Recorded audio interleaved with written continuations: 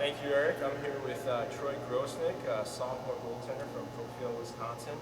He's a managerial economics major. Troy, thanks for joining us today. Thanks for having me. Troy, just first question.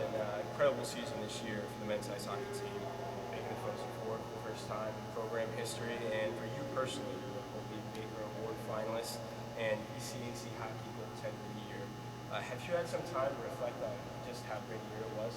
Yeah, obviously, had a couple weeks haven't set in here, and I think the whole team is really pretty happy with the success we had this year. But at the same time, we fell up a little short of our goals, so it gives us a little hunger moving forward. Gonna definitely add a little fuel to the fire for our spring and summer workouts, and then once we finally come back here in the fall and get on the ice, it's definitely something that. Now that we've been to the Frozen Four, we know what it's like, and next year we're going to try to take it all. As far as the whole Baker and goal year stuff goes, I mean, it's just really a credit to my teammates in front of me. They make my job easy night in and night out, keeping shots to the outside, clearing rebounds in front of me, and I think it's really more reflective of our team's success. Now, for you personally, as you were alluding to, you experienced quite a year in net. Not just in net, but also you started the year, you claimed the #1 spot in the summer, then you got sick in November, you had pneumonia, you battled through an injury later in the year, and then you had the unprecedented postseason run and all the attention that came on not only the school but you. Have you had time to reflect on all that happened this year and how that might help you going forward? Yeah, obviously there's a lot of adversity this year, not only for me but for the whole team. I mean, injuries are part of the game, and you just kind of have to battle through it. That's kind of one of my goals for next year is to stay healthy the whole year and not get sick, not get hurt, and just be able to keep going the whole year, the whole 40 games or however many games we play. But I mean, I think you just take it a day at a time. You try not to focus on things that are too far out of your control, and you just go from there. Work hard every day and get better every day, and that's kind of been our team's motto. And that's kind of what I stuck to, and what the rest of the guys stuck to. And I think that's one of the reasons we had a lot of success. Now, much has been made about the seamless transition from to Coach Bennett, who was named head coach last April. Talk about the role that Coach Bennett and his staff have had in your development this past season. They've been awesome. I mean, with Coach Bennett, nothing's given to you, and that's really important to me. He really stresses hard work, and so if you're a hard worker and you're doing the right things, you're going to be in Coach Bennett's good graces, and he's straight up with you. He tells you exactly how it is, and he really didn't change a ton about how we do business here, but he made little changes that were the right changes that I think really helped this program progress to that next level, and I think that he's going to continue to allowing this program to progress, and the rest of the coaching staff has been unbelievable. Obviously, being goalie, worked a lot with Coach Tapp, and he's been awesome. Very influential in everything that I do, and can think of him in a higher light. And the same goes for Coach Dumais and Coach Beal. I mean, they're just guys that I think they kind of mirror our team really well. They're really hardworking guys, and they're willing to do anything for this program and for the guys here. And it's just really a tremendous setup. Now, we're sitting here in your office here. This is right where you attend net, actually 2 periods out of 3 right here.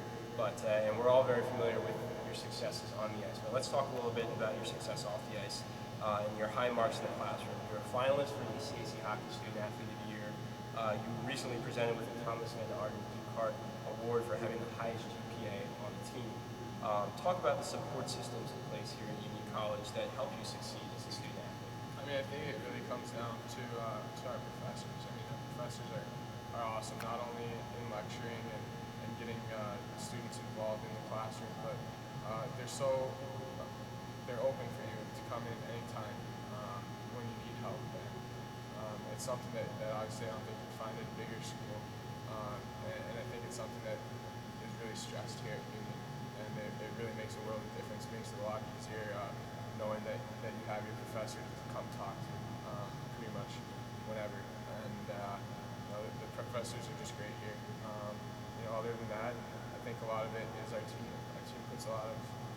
stress on academics, and you're expected to do well in the classroom and on the ice. And we kind of hold high standards for ourselves in both areas. Now, of all the articles that were written, and there were many this year about the team and yourself, the one that kind of struck me the most was a particular article about you in the Albany Times Union. It was written by Pete Rizzo. It talked about your volunteer work as a note taker for a disabled student here in Union. And also, it mentioned that you are a volunteer tutor for some of your classmates.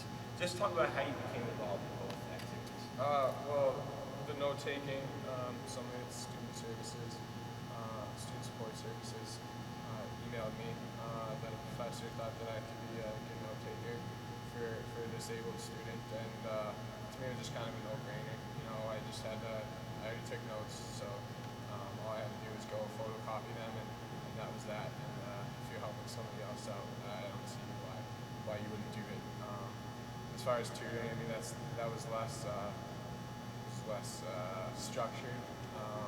It's just someone comes to me, mainly guys on the team, but other classmates too. If they have trouble with something, and I feel like I can, if I feel I have a good understanding of it and can help them, then I feel like it helps me learn the material better too. So yeah, it's just something. If you're helping somebody, I don't see why you wouldn't do it, and that's all it really comes down to. Now, you recently announced that you'll be returning here for your junior season. Talk about the factors that went into that decision and what you're looking forward to most about next year. Well, I mean, there's so many different factors. I think it starts with academics.